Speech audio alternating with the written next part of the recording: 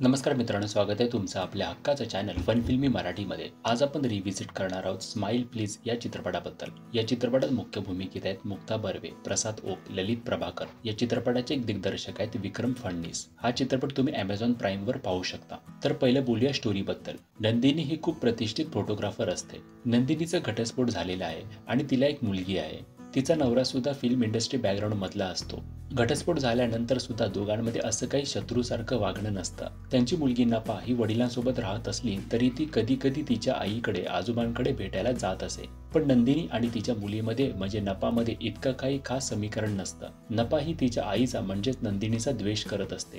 तर एके दिवशी असं समजतं की नंदिनीला डिमेन्शिया हा आजार झाला आहे. खरं तर त्याची लक्षणं तिला आधीपासूनच दिसत होती. त्यानंतर तिचं आयुष्य आणि तिच्या भोवतीच्या माणसांचं आयुष्य सुद्धा पलटून जातं. मग त्यांच्या आयुष्यात एक नवीन व्यक्ती येतो. आता त्यामुळे सुद्धा नंदिनीचं आयुष्य बदलून जातं. तर असं काय होतं आणि काय नंदिनीला डिमेन्शिया आजाराचा सामना करण्याचं बळ मिळतं का, हे जाणून घेण्यासाठी तुम्हाला हा चित्रपट बघावा लागेल. आता बोलूया चित्रपटाच्या काही पॉझिटिव्ह आणि निगेटिव्ह पॉईंट्स बद्दल. यामध्ये काही स्पॉयलर्स असू शकतात, so spoiler alert.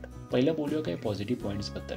Smile please या चित्रपटात डिमेन्शिया या आजाराबद्दल सांगितलं आहे. या आजारात एका व्यक्तीवर काय परिणाम होतो, त्याचं आयुष्य कसं बदलून जातं, त्यासोबत त्याच्या अवतीभोवती राहणाऱ्या लोकांवर काय परिणाम होतो, कारण त्यांना डिमेन्शिया झालेल्या व्यक्तीवर सतत नजर ठेवावी लागते. ते सतत काही ना काही विसरत असतात. इतकंच नव्हे तर त्यांना 10 मिनिटं आधीचा सुद्धा लक्षात राहत नाही. यासोबत या चित्रपटात डिमेन्शिया झालेल्या लोकांसोबत आपण कसं वागू शकतो, त्यांना कशी साथ देऊ शकतो, याचं सुद्धा चित्रण बघायला मिळतं. स्माईल प्लीज टेक्निकली सुंदर चित्रपट आहे. याचं costume, cinematography, frames, art direction लक्षात राहण्यासारखं झालं आहे. दिग्दर्शक विक्रम फडणीस स्वतः नावाजलेले फॅशन डिझायनर असल्यामुळे त्यांच्याकडे ती सुंदर नजर आहे. त्यामुळे चित्रपटाला एक रिच लुक येतो. अजून एक जमेची बाजू म्हणजे सर्व कलाकारांचा अभिनय. मुक्ता बर्वे यांच्याबद्दल काय बोलणार. एकदम सहज उत्तम अभिनय त्यांनी केला आहे. त्या कथेत एकदम विरघळून जातात आणि एक प्रोफेशनल फोटोग्राफर आहेत असं आपल्याला नक्की वाटतं. ललित प्रभाकर हे सुद्धा आपल्याला प्रभावित करतात. त्यांच्यासोबत प्रसाद ओक आणि नपा यांनी सुद्धा चांगली साथ दिली आहे. नपाचं कॅरेक्टर डेव्हलपमेंट चांगलं झाले आहे. ती सुरुवातीला आईचा द्वेष करत असते. तिचं आईसोबतचं समीकरण वाईट होतं आणि चित्रपटाच्या शेवटपर्यंत आई आणि मुलीचं नातं कसं बदलत जातं हे उत्तमरित्या टिपलं आहे. त्याचसोबत ललित प्रभाकर आणि मुक्ता बर्वे यांचं लव्ह अँगल इथे दाखवला नाही आणि ही गोष्ट आपल्याला आवडते. नाहीतर असं बहुतेक चित्रपटात असंच दाखवतात. बोलूया काही निगेटिव्ह पॉईंट्स बद्दल. हा चित्रपट सुंदर आहे, विषय सुद्धा चांगला आहे, पण चित्रपटाची मांडणी इतकी प्रभावी वाटत नाही.